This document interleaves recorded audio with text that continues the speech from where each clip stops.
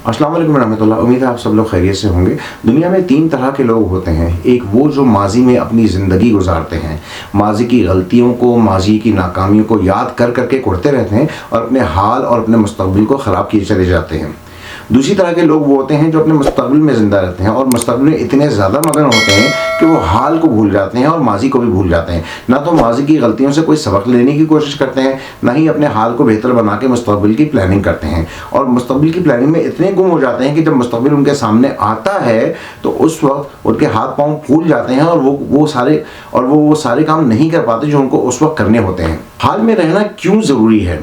हाल में रहना इसलिए ज़रूरी है कि हर गुज़रता लम्हा माजी बनता चला जाता है और लोग इस लम्हे का फ़ायदा उठाने के बजाय या तो माजी में जी रहे होते हैं या मुस्तक़बिल में। इसलिए कोशिश ये करनी चाहिए कि जो लम्हा आपके साथ है, जो लम्हा आपको मैसर है, उसका ज़्यादा से ज़्यादा फ़ायदा उठाएं, उसको इंजॉय करें, छोटी छोटी खुशियों को इंजॉय करें, छोटी छोटी दुनिया की खूबसूरत चीज़ों को इंजॉय करें जो आपके साथ इस वक्त मौजूद हैं। क्योंकि जो चीज़ इस वक्त मौजूद है वही आपकी अपनी है। ना तो आप मुस्तक़बिल को कंट्रोल कर सकते हैं, ना ही अपने माजी को तब्दील कर सकते हैं। तो फिर माजी की फ़िक्र क्यों, फिर मुस्तक़बिल की फ़िक्र क्यों?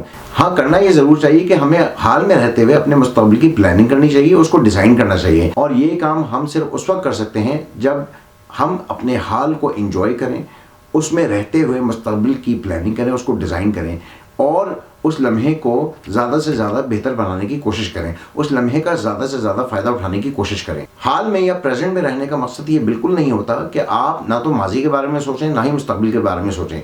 माजी के बारे में आपको सोचना इसलिए है कि माजी में जो आपने गलतियाँ की हैं उनको सुधारें, उनसे सीखें और अपने हाल को और मुस्तक़बिल को बेहतर करें। और मुस्तक़बिल की सोच इसलिए ज़रूरी है कि मुस्तक़बिल आपको डिज़ाइन करना है और वो डिज़ाइन आप अपने हाल में रहते हुए ही कर सकते हैं। अच्छा, अब हाल में रहने का मकसद ये भी बिल्कुल नहीं है कि आप अपने मुस्तक़बिल और माजी दोनों से बिल्कुल आंखें बंद कर लें, क्योंकि हमें इस हाल में मुस्तैद चौकन्ना रहते हुए, फोकस करते हुए अपने मुस्तक़बिल को बेहतर बनाने की कोशिश करनी है। पाकिस्तान में ज़्यादातर अफराद जो हैं वो रहते तो हाल में हैं और खुश भी रहते हैं, लेकिन वो इस तरह से खुश रहते हैं, इस तरह से अपने हाल में मगन होते हैं कि उनको अपने मुस्तक़बिल की कोई भी फ़िक्र नहीं होती।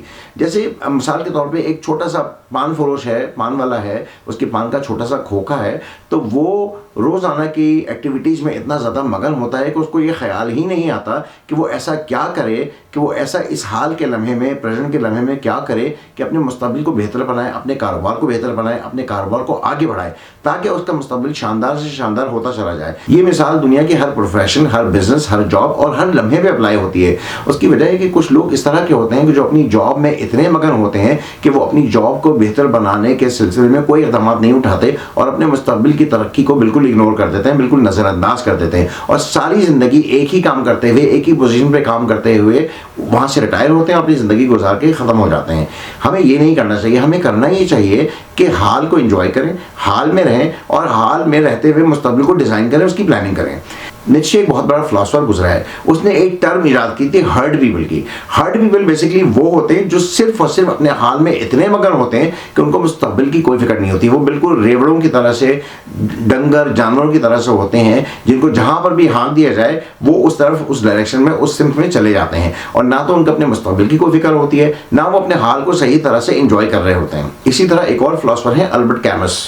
उनका एक बहुत मशहूर कॉल है कि real generosity towards the future lies in giving all to the present. यानी अगर आपको अपने मुस्तक़बिल के बारे में सोचना है, उसको बेहतर करना है, तो उसका वाहिद तरीका ये है कि ये लम्हा जिसमें आप अभी मौजूद हैं, इसको बेहतर से बेहतर बनाएं, इसमें बेहतर से बेहतर अपने फ्यूचर को डिज़ाइन करने की एफर्ट करें और हाल को एंजॉय करते हुए मुस्तक़बिल को डिज़ाइन करना शुरू कर दें। आज के दौर के एक और बहुत बड़े फिलोसोफर हैं, उनका नाम है एकहार्ट टोले। उन्होंने एक किताब लिखी है जिसका नाम है पावर ऑफ नाउ, यानी आज की, अभी की, इस लम्हे की ताकत।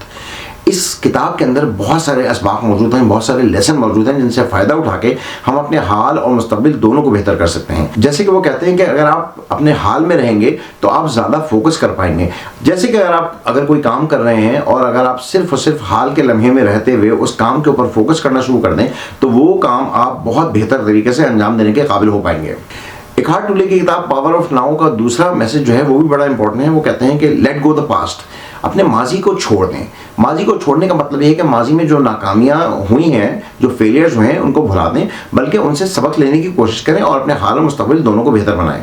एक और बहुत अहम सबक जो हमें इस किताब से मिलता है वो ये है कि हमें चेंज को एम्ब्रेस करना चाहिए, तब्दीली को अपनाना चाहिए, क्योंकि तब्दीली ही वो वाहिद मुस्तकिल चीज़ है जो कि हमारे साथ रहती है। The only constant in life is change.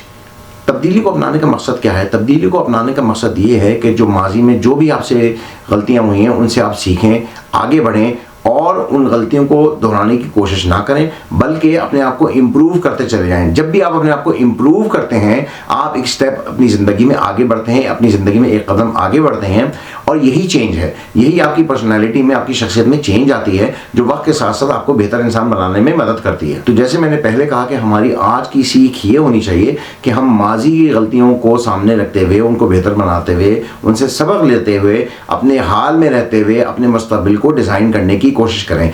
यही वो रास्ता है जो हमें एक कामयाब इंसान बनाने में हमारी मदद करेगा। बहुत शुक्रिया आपका। अस्सलाम वालेकुम रहमतुल्लाहि व बरकातहू।